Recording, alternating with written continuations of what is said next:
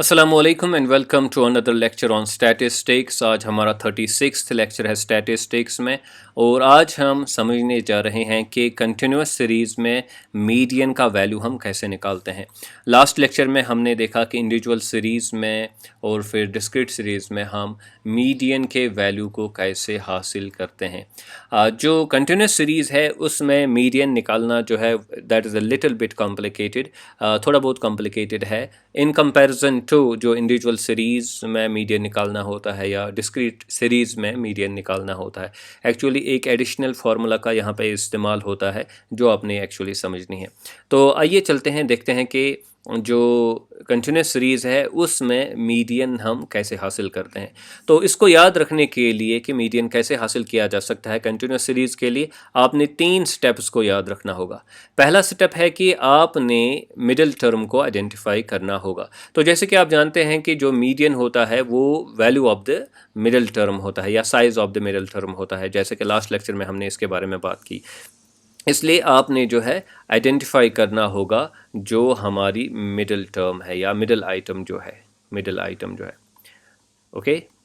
और यहाँ पे जो आप फॉर्मूला यूज़ करेंगे मिडिल टर्म को आइडेंटिफाई करने के लिए, आइटम को आइडेंटिफाई करने के लिए, दैट इज़ n/2।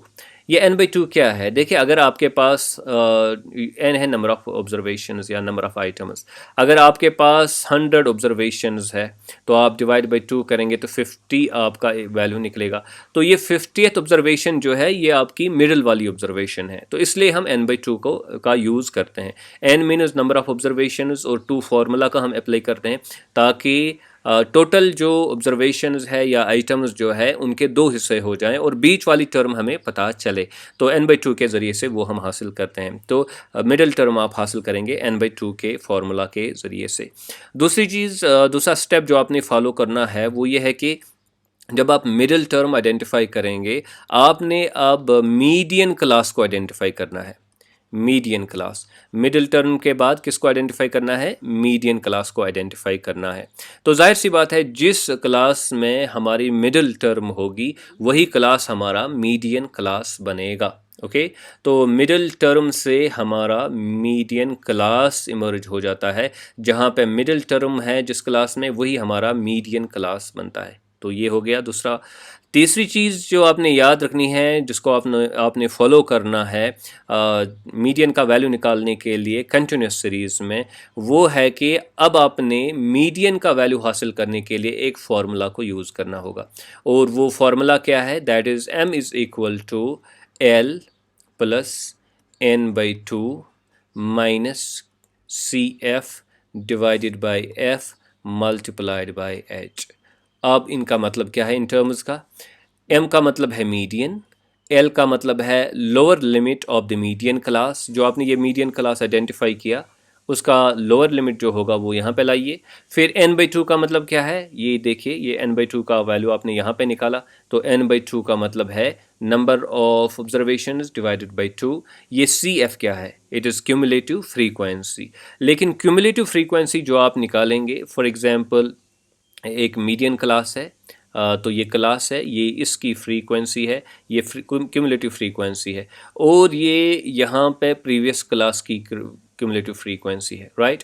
और यहाँ पे आने वाले क्लास की क्यूमुलेटिव फ्रीक्वेंसी है। तो आपने इस वाली क्यूमुलेटिव फ्रीक्वेंसी को आइडेंटिफाई करना होगा, ओके, और उसका वैल्यू यहाँ पे लिखना होगा, यानी कि मीडियन क्लास से पहले वाले क्लास की क्यूमुलेटिव फ्रीक्वेंसी।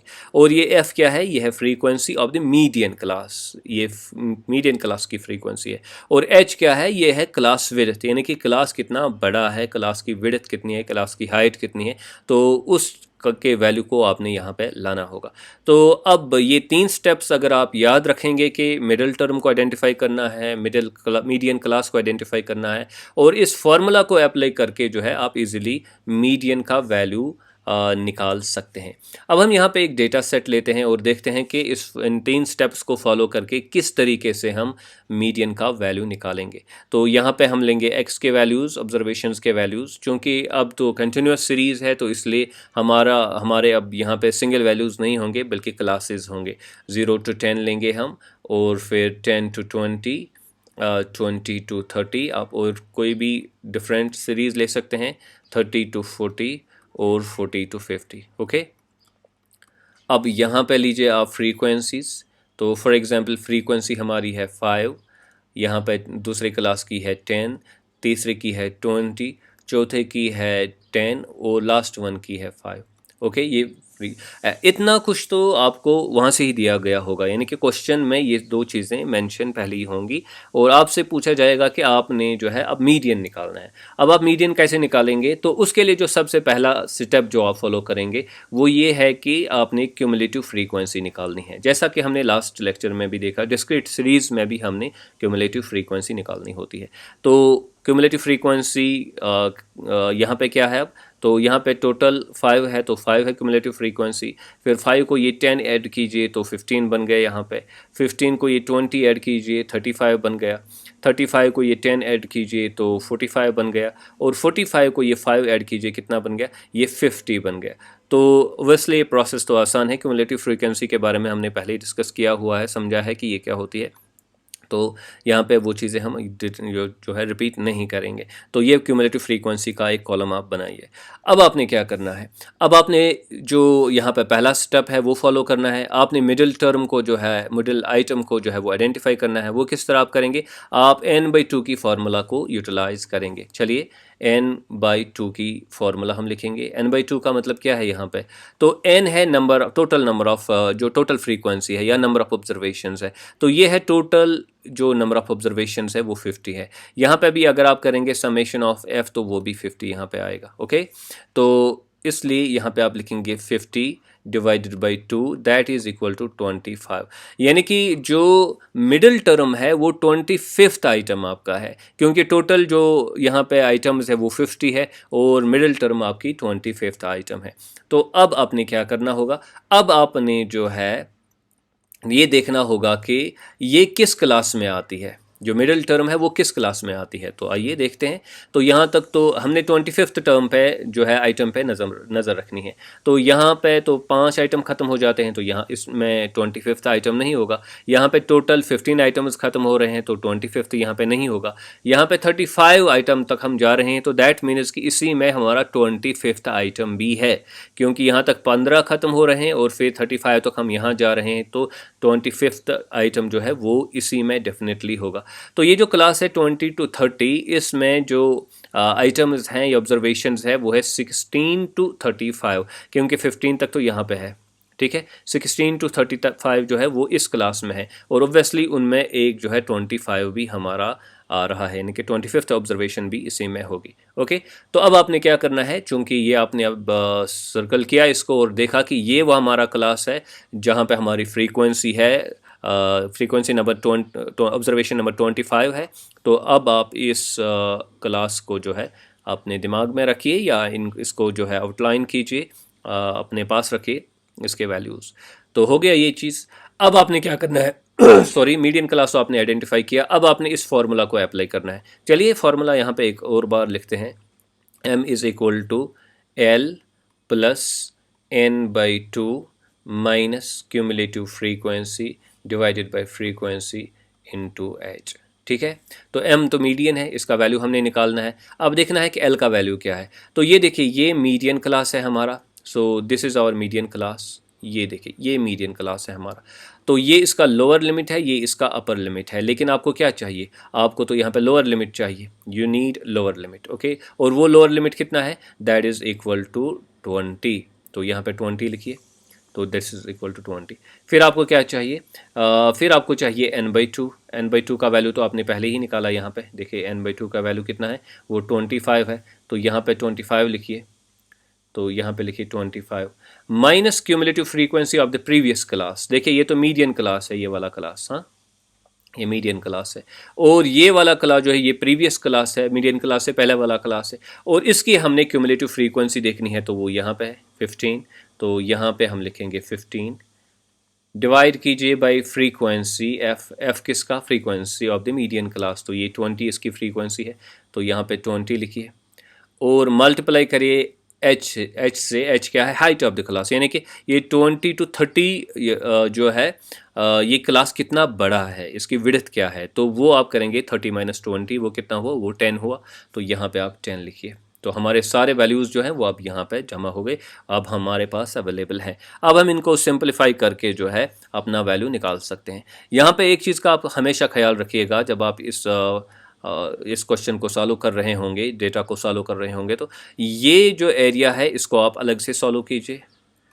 ये जो वैल्यूज़ हैं ये इस 20 को अपनी जगह रहने दीजिए, ठीक है। तो 20 लिखेंगे, प्लस करेंगे तो 25 माइनस 15 कितना हुआ, that is equal to 10, okay. और नीचे क्या आएगा 20, और फिर यानी कि डिनोमिनेटर 20 होगा और मल्टीप्लाइड बाई 10, ठीक है। तो यहाँ पे दैट मीन्स कि 20 हम लिखेंगे प्लस, तो 10 इंटू 10 कितना हुआ 100, 100 डिवाइडेड बाई 20, तो 100 डिवाइडेड बाई 20 कितना हुआ, अगर आप देखें 21 ज़ार 25 ज़ार, तो यहाँ पे 5 आता है, यानी कि आपका वैल्यू है 20 plus 5, that obviously is equal to how much, that is equal to 25। यानी कि मीडियन का जो आपके लिए वैल्यू निकलता है वो है 25।